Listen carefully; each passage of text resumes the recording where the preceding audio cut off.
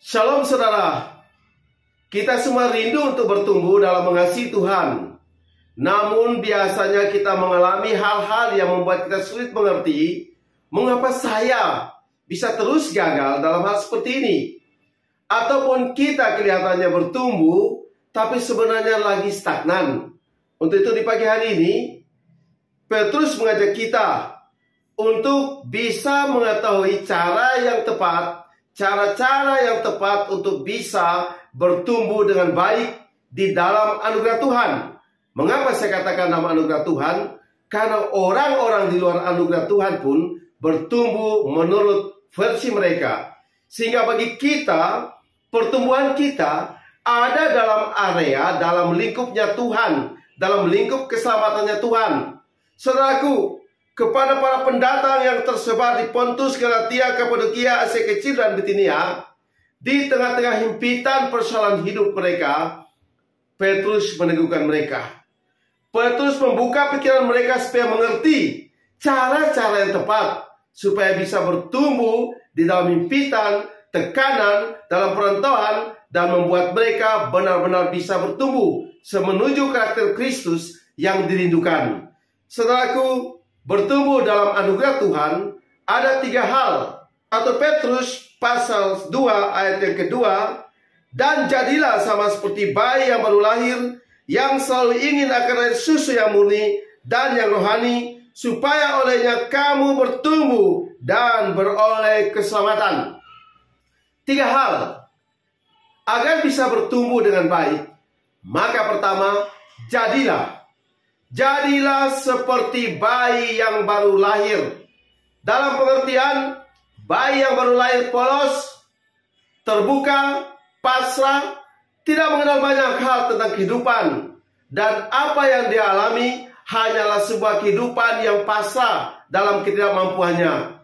Demikian juga kita, agar bisa bertumbuh dari sisi pertumbuhan iman, Petrus memberikan ilustrasi seorang bayi. Bayi yang tidak mengerti apa-apa, bayi yang begitu pasrah. Demikian juga kita, saudaraku.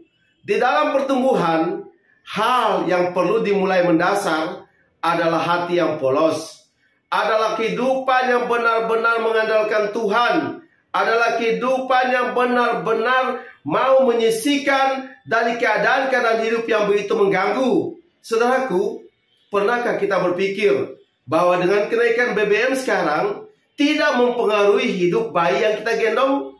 Dia tidak tahu itu, dia tidak stres itu. Seperti itulah gambarannya. Sikap hati yang siap menerima firman Tuhan dimulai dengan sikap hati yang penuh penyerahan, seperti seorang bayi yang tidak mempementingkan keadaan sementara terjadi, tapi siap untuk menerima.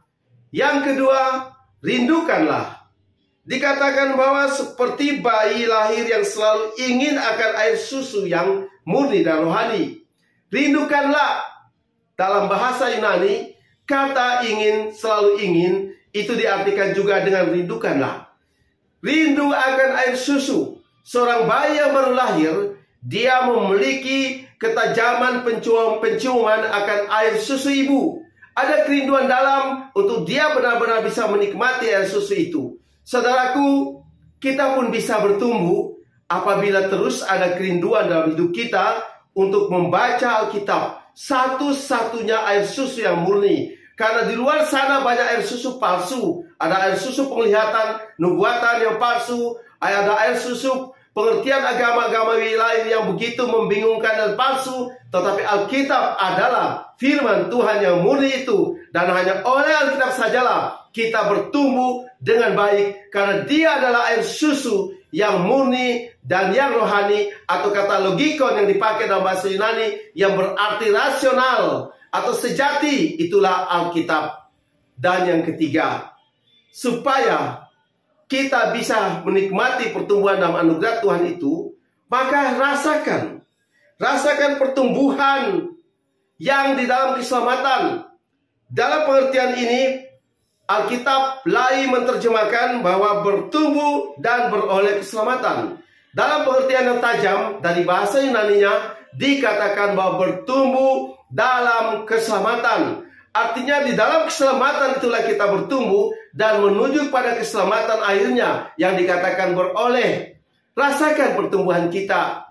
Itu pertumbuhan bisa kita rasakan. Tuhan, sampai saat ini sejauh mana saya bisa bertumbuh, sejauh mana saya bisa memberikan pengampunan, sejauh mana saya bisa kuat menghadapi tekanan-tekanan hidup dari dulu dan dibandingkan dengan sekarang, kita rasakan itu. Kalau benar-benar firman Tuhan menjadi air susu yang murni dalam hidup kita, maka pertumbuhan itu kita rasakan dan kita nikmati bagaimana campur tangan Tuhan yang nyata dalam pertumbuhan iman kita. Kita semakin teguh, semakin kuat, semakin menikmati Tuhan. Dan kita tidak mudah tertipu dengan gejolak-gejolak yang sementara terjadi dan terus terjadi. Segalanya bisa berubah, bisa bergoncang, tapi firman Tuhan tidak berubah. Firman Tuhan ya dan amin. Dan setiap kita yang sungguh-sungguh percaya pada firman Tuhan, kita pasti merasakan pertumbuhan itu.